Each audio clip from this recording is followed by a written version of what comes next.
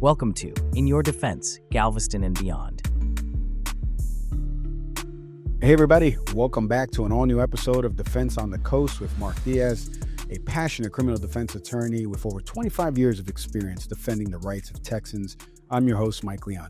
And in today's episode, we're unpacking the difference between state and federal charges, why facing the U.S. government is a whole different fight. And Mark is going to explain that in just a second. Mark, good to see you as always. Can you start by explaining how a case first ends up in federal court versus state court? Hey, Mike, thanks for having me back. And yes, this is going to be an interesting topic today. So how it ends up in federal court versus state court is going to depend upon the offense. I'll give you an easy example. A lot of cases that we have in federal court are involving drugs, right?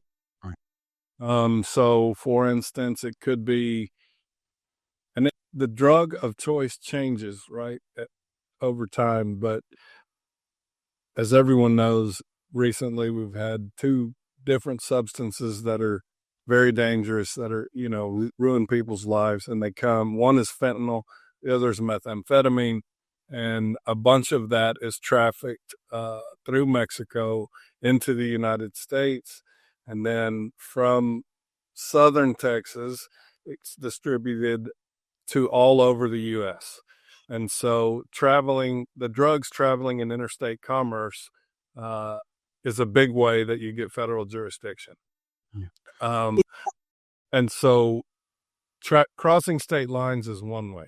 Using the Postal Service is another way. In other words, it's going to depend on the way the offense is committed of whether or not it's federal or state. Yeah. And you mentioned drug charges cases. Is that the most common, or what other kind of crimes most often end up in federal court in Texas? So drugs is the biggest. We also have a lot of human smuggling cases. That means bringing people from the border up into the rest of the state and or the country. A lot of gun charges, not just when I say gun charges, from something as simple as a previous felon being caught with a gun, to the smuggling of weapons from Texas south across the border. Those types are the most common that we see. Obviously, I personally have a wide range of cases. We have some that would involve fraud from hurricane assistance, false applications to get loans and things like that. But the biggest are going to be guns, drugs, and, like human smuggling. Yeah.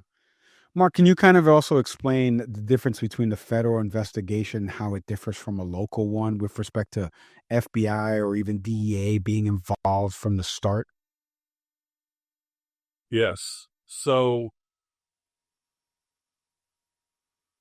most federal investigations involve wiretaps, meaning they're listening to your cellular device.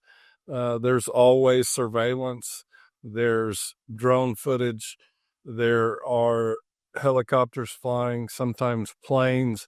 In other words, the federal government invests a lot of time and money into an investigation, basically to make sure they're going to get a conviction. It's not uncommon for me to get a federal case that the conduct happened 2 years ago, because there has been that much of an investigation before the federal government is ready to prosecute. So the difference is, in most state court cases, it's a relatively quick investigation without a whole lot of, background going on and undercover agents working it.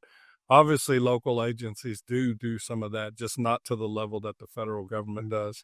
There are local task force officers that have a connection to federal officers, and they partner on those. But even those cases usually go federal. They don't stay in the state system.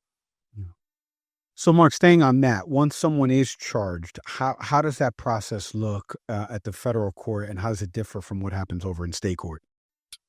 So federal court is much different than state court especially in the initial proceedings. So if you get arrested on a federal charge, first you're going to be taken to court to do a determination of what you're going to do about counsel, meaning are you going to hire an attorney, or is your family going to hire an attorney, or do you need the court to appoint you an attorney? Once that decision is made, you're going to get a hearing. We call it a detention hearing, usually always within 3 days, unless you ask the court for good cause of why it should be longer than 3 days. And the detention hearing is a hearing that we have in federal court to determine if you can be released on bond or not, pending the outcome of your trial, of your case. And Mark, in that vein, are the sentencing guidelines and plea negotiations, are they different at the federal level than the state? They are different. So the guidelines is a chart of numbers and ranges of punishment, and depending upon the offense, we can see where a person would typically guideline for an offense, right? And then there's going to be a sentence recommendation to the court, and the courts are going to take the guidelines under advisement. It's not mandatory that the court follows the guidelines. The court has the opportunity to go above the guidelines or below the guidelines, depending upon the circumstances and what's argued at sentencing. Mark, in a previous episode, I asked you about preparation and strategy in the state court. How does that look in the federal courts? And what strategy would you bring as a defense attorney into a federal case that might not apply in the state court? Right. So that strategy changes depending upon, so typically, not always, but typically in a federal case, there's going to be many people involved. When I say many people, I mean defendants. I have had a case with at least 100 defendants in it.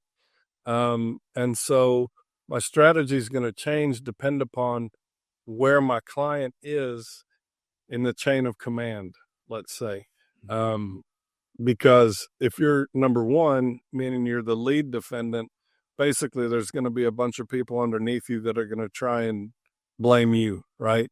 If you're at the bottom, that's not going to happen. So my strategy depends on where you are. Now, obviously, I have had single defendant federal cases, but they're typically offenses not involving any type of conspiracy or anything like that, because it's just one person. A common one is a felon in possession of a weapon. Another one is I've represented plenty of people for illegal reentry into the United States after a deportation, right? That's one person. My strategy in those cases is going to be different because it's going to be trying to mitigate why the person came back. And so that's going to depend upon how long they were in the country, what family they have here. In other words, I'm trying to show the judge that, why they did what they did, versus I've also represented people who were deported after or at the end of a prison sentence.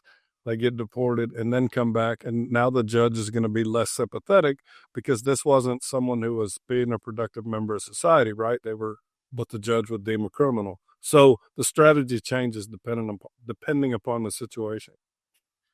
Mark, a second ago, you were talking about the power of the federal government and wiretaps and surveillance. Do your clients underestimate how much power the federal government has when it comes to prosecuting these cases? Some yes, some no. And I have a really, really good example. After my detention hearing, the lead agent comes up to me and he says, "Hey, I want you to know something." I'm like, "What's that?" He said, "Well, your client is the best at counter surveillance that I've ever encountered." And I'm like, "What do you mean?" He goes, "Well, you're going to see when you get to discovery." He said, "But the other thing is, your client would do heat runs to go to the grocery store." So a heat run means you take a different path. Maybe you circle around the block. In other words, trying to make sure that no one's following you. And he says, your client would do heat runs just to go to the grocery store. I said, okay. So anyway, later I get discovery, and they have him on a shipment of cocaine up from the valley to Houston. And he sees a car when he leaves his hometown down in the valley, and it was a unique car. Well, he sees the same car in Houston. So he says, hey, he takes a picture of the license plate. He texts it to someone. He calls them, and he says, hey, man, I'm hot. They're following me. I saw this car when I left home, and now it's in Houston. There's no way it's not the same car. And so the person that he's talking to on the phone says, hey, head towards the airport. And he's like, what do you mean? He says, just go to the airport, because if there's a bird in the sky, they won't be able to fly over the airport. So my client did, and they actually did lose him on surveillance. And that's what the agent was talking about. He's like, I couldn't believe it. So some like that guy and the guy he was working with said, fly to the airport, because they knew they would divert law enforcement. But obviously some people don't think. I've had another one where a guy was looking up at a helicopter, and again, he's on the phone with this guy, and he says, "It's a helicopter up there flying. I wonder if they're watching me." Well, they were. It's like the scene from Goodfellas, you know. It's, but Mark, let me ask you then: how do you, as a lawyer, keep your clients grounded, knowing that they're facing something so serious and complex as helicopters in the sky monitoring their every move? So everyone has. So it depends what we're coming to court with. You'd be surprised at some people that I've represented and their situation in life, yet they still chose to do something totally out of character. So that's something that we use at sentencing, to try and convince the judge that it was abhorrent behavior and this is not, in other words, judge, this guy's 45 years old, has 3 kids and a wife. And so, in other words, that it was out of character, whatever he may have done, versus the guy who's had 3 prior pen trips in state court and now we're in federal court. It just depends. And so grounding my client may be telling them that, look, I'm going to do everything I can to get you the least amount of time possible, to working on how to humanize this person more in front of the judge. It's an ever-changing dynamic depending upon what I'm dealing with. Mark, before we wrap here, can you share for our audience some type of story about how a federal case that really stood out, how it differed from a state level case? Do you have an example of one that just really shows for the audience the differences between the federal and state charges?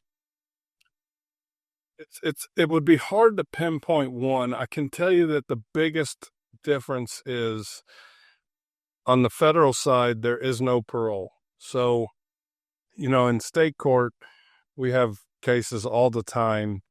Let's say a good one that I had recently, the guy got 2 years TDC.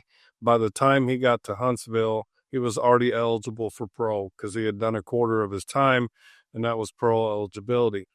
In the federal system, you're going to do 85% of your time. And that's just day for day. There's no, once you got a sentence, you're going to take that sentence, and it can be tough. There are a lot of offenses that have a 10-year statutory minimum in a federal prison.